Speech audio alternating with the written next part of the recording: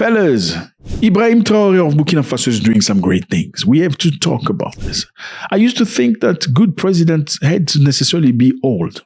Yes, old people. We tend to think in Africa, I think in generally, perhaps in, I don't know, why we think old people are necessarily wiser. Maybe because they've lived so many years on earth, you think they know, they know best. But it's false. Because it's sad. You look at the majority of presidents that are the most difficult, the most shithole countries in the world have old presidents. I'm telling you. You just look at the presidents you're probably going to see. It's very sad. Winning in life is not about doing big in one shot. Winning is about one step, one book at a time, one waking up early in the morning at a time. That's winning. Ibrahim Traoré. We are in Burkina Faso, 25 of November 2025. This is Burkina Faso on the map.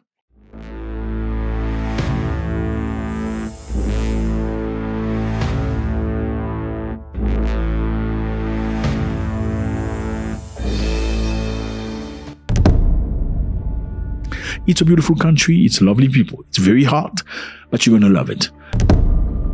Traoré has officially inaugurated Société Nouvelle Brasserie du Faso, or the Brafaso. It's basically a brewery. Okay, it's been inaugurated, and it's great for the society. And you're going to ask yourself a lot of questions, and I have all the answers for you today.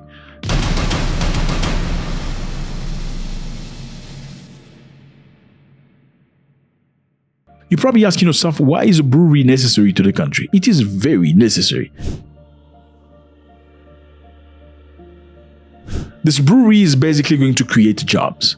Job creation is amazing. About 200 permanent jobs and 100 temporary jobs. 200 permanent jobs and 100 temporary jobs. And around all that, we have about 20,000 indirect jobs. Meaning people that are going to be linked into the value chain. We're talking about agriculture, distribution, transport, all of that stuff are going to be making money. Even the transport guy who's driving and gets somewhere in the street and has to buy bananas, that's money. So the transport guy buys bananas, transfers money to the banana seller because the transport guy's got a job at the brewery.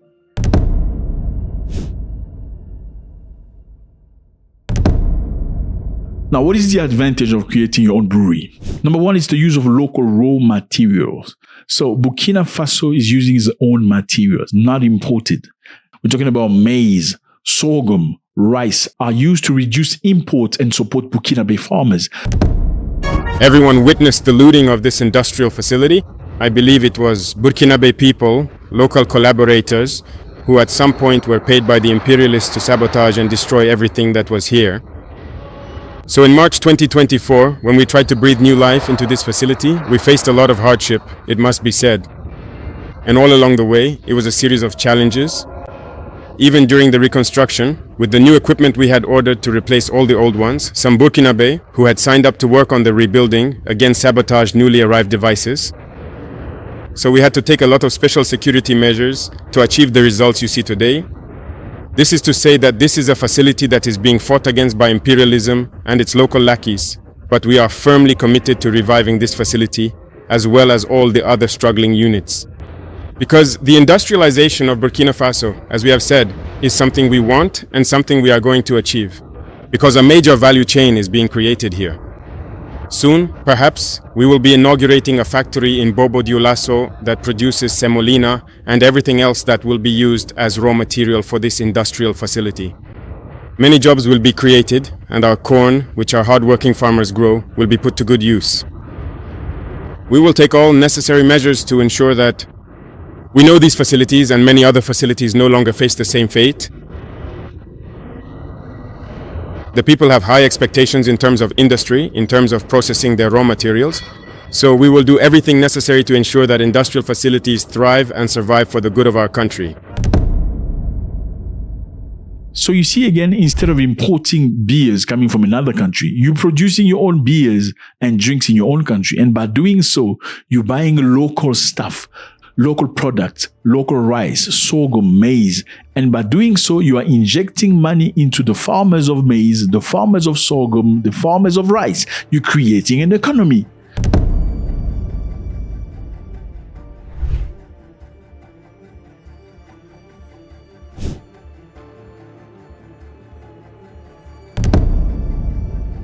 The company Traoré just created, his name is Brafaso. Now you're probably asking yourself a question to know, how did Burkinabe drink before Brafaso?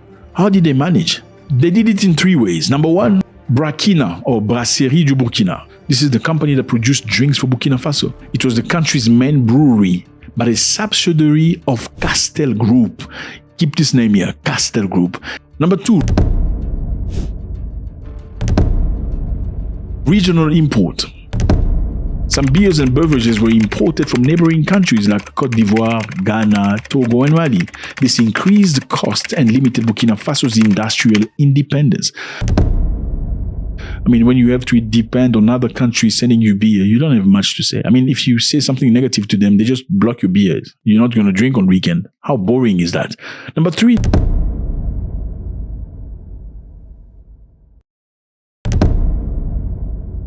local consumption. So local people also manufactured local drinks. Okay, those are very strong drinks though across Africa. I'm not sure you're gonna like it. Like in Uganda, they make what they call Uganda Waragi. This is purely vodka. It's locally made. In some African countries, they make Kasiksi. I think Kasiksi is made out of banana beer. So Burkina Faso also does that.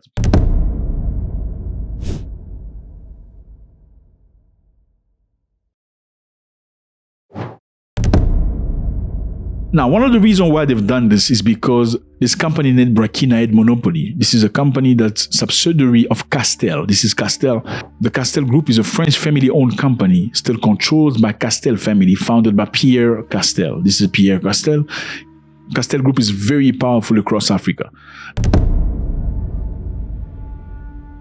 Now, as you can imagine, if your country's beer comes from Castel Group, which is French, and you are not in good terms with French, there are many things that can happen there. Okay? You need some sort of competition.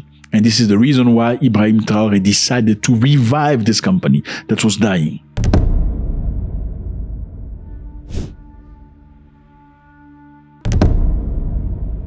The factory had been closed since 2008 and is being revived after 14 years of silence. Congratulations. Obviously, this is symbolizing a new industrial dynamic in Burkina Faso. This company being revived was created in 2000 by businessmen and entrepreneurs from Burkina Faso because they wanted to have resistance against Burkina. But at the time, unfortunately, you know how black people are. Burkina will send some money to some of the people that work in that company to make sure it fails. Many times they've tried. They've sent money and things for it to fail. And, somebody said if you want to turn a black person against his brother, just put money in between them. It's as simple as that. So they've tried many times. The company just went to the gutter. And this time around, Traoré has done everything he could to make sure that it works. Again, like I say, there are many factors to this, economic factors. It's going to create jobs, permanent jobs and temporary jobs. And it's also going to create indirect jobs through transportation, distribution, agriculture, and revive the economy. Is this a good thing? Let me know how you feel about this. It was a great pleasure. God bless.